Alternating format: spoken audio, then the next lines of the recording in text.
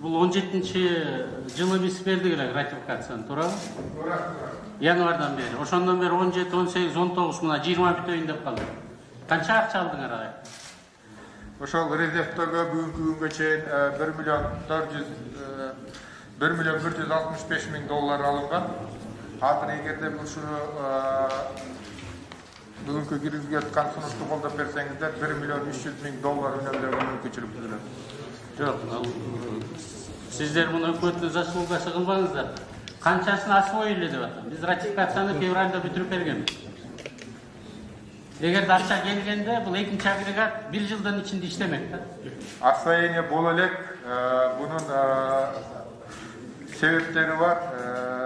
Анткени оценка воздействия на окружающую среду дегенге 1 ай мөөнөт кеткен. Ратификацияга 4 айдан ашыгыраак убакыт кеткен. Тиги субсидиарный соглашение кол коюш үчүн 15 ай убакыт кеткен. Ушундай причиналар менен бүгүнкү күндө бул азыр баштоонун алдында турат бул долбоор. Мен ойлоп атам, урматтуу төрөгө, урматтуу коллегалар, бул жерге атайын тапшырма берип, атайын органдар. Бул ущерб, прямой ущерб болот го. 150 мегаватт жыл сайын берип турмак. 17-жылы февралда ратификация бүтсө жогорку кеңеш. Эң киче чейин аткарбагандын баары мына болуптур. 17-жылы силер баштагыла. 18-жылы жумушка кирсе дагы 1 жылдан кийин бул проект 2 жылдын ичинде. 19-20-жылдары 300 мегаватт электроэнергия бизге экономикага берилген жок. 2 сомдон көбөйтүп койсоңор, 2 сом 40 тыйындан сатып атасыңыздар, канчадан сатып атасыздар азыр? Почти 700 миллион сом прямой ущерб экономикага келет. Болбойт да мындай. 15 жыл, 15 ай бияка бардык, 1 ай тияка бардык. Парламентте ратификация бүттүбү, акчаны алгылады, освоить этип алгылады.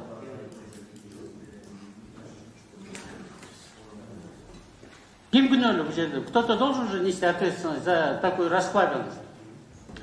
Туура айтасыз. Акылбек Сумбекович, ошол субсидиярга болгонуңузга эле ошол бир 2 жылдын тегерегинде 1,5 жылдын тегерегинде убакыт кетип калыптыр да. Жок, жана 1 миллион 400 миң деген акча это прямая вина должностных лиц за резервирование 0,5% коюп койгон. Анан ошол экини силер өзүңөрдүн шалакылыгыңыз менен, сизди айткан жокмун, сиздин коллегаларыңыздар баарыңар жооп берет турганда. Силердин шалакылык менен ошо акчаны албай коюп, анан 1 миллион 400 миң болуп кетти, ошону кечирип койгула деп кайра ушинтип жүрүп, аны кечирмейинче Орустун Евразийский фонд акча бербейт экен деп, дагы эле ушинтип канитель кылгантасыңар да сиз. 1 миллион 400 миңди ошондо бүт ответственный лицелердин баарынан солидарно алып коюш керек. Кимдер иштеген ошого? Кимдер жазаган ушунун баарын?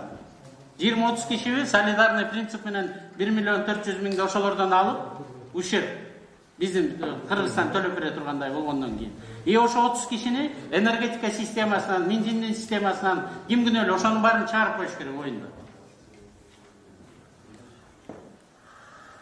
Акылбек Сөнбекович, абдан туура маселени көтөрүп атасыз. Давайте мен ушуну толук хронологиясы бар, сизге берейин жазуу жүзүндө. Жок, бизге парламентке эмне кереги бар? Парламент ратификация кылдыбы, биз сурашыбыз керек, контролировать этип. Эмне үчүн бүтпөй атат? Эмне үчүн акчаны албай атасыңар? Анын ичинен мен прокуратурада же Финполдо иштеген киши эмесмин. Жок, ошонун себептерин толук түшүндүрмө берейин сизге. Мен ойлоп атам, сиз укук коргоо органдарына беришиңиздер керек мындай толук. Ал маселе каралды бизде, биз буну беребиз ошол жака. Биздин да оюбузда бар ошондой. Анан суроо, биз эгер ушуну берсек качан акча качан иштеген атасыңар? Азыр могу эле ошондо берсек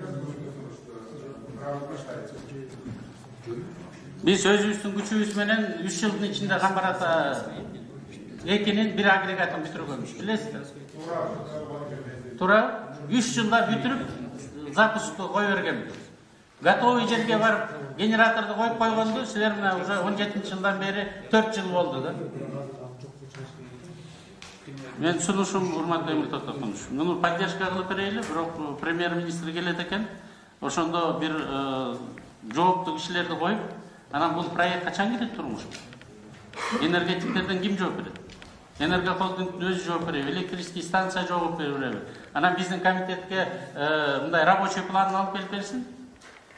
ежемесячный качантан баштап бүтүргөн. Мен билгенден Евразийский банкыңар 20-жыл бүтмөйүнчө, шайлоо бүтмөйүнчө бир тыйын бербейбиз деп атат. Демек быйыл бир тыйын ала албайсыңар. Анда 20-жылга кетип калып атат. Жок, беребиз деп атат. Беребиз дегенде 4 жыл болду. Ана кантип беребиз деп. Ратификация бүткөндөн кийин 4 жылга чейин силер акча ала албасаңар даяр. Андай катуу кыйратып деле иштебейсиңер. Даяр створго, даяр генераторду кое албаган эмне деген энергетиктердин командасы. Bir проект алып бергичи, акчасы чечилди. Энергетиктин баары бар, иштете албаган бир эле өлкө биз болушубуз керек. Мен билгенден бүт баары заказаны Россияда уже жатат да даяр. Рахмат. Сунушуңузду эске алабыз, Акыл Өксөнбекович. Анда буну колдоп берип, бирок комитеттин атынан тийиштүү органдарга кат жөнөтөлү. Ушунча мөөнөттө эмне үчүн убакыт кетти, ким жооп берет? Бизге жоопкерчилик кишилерди берсин да, по временной план работасы мененчи. Кат жөнөтөлү. Ай сайын канчадан алат? 10 миллион, 20 миллион, 30 миллиондон качан киргизет? Териштирсин канча зыян тартты барын териштирди анда.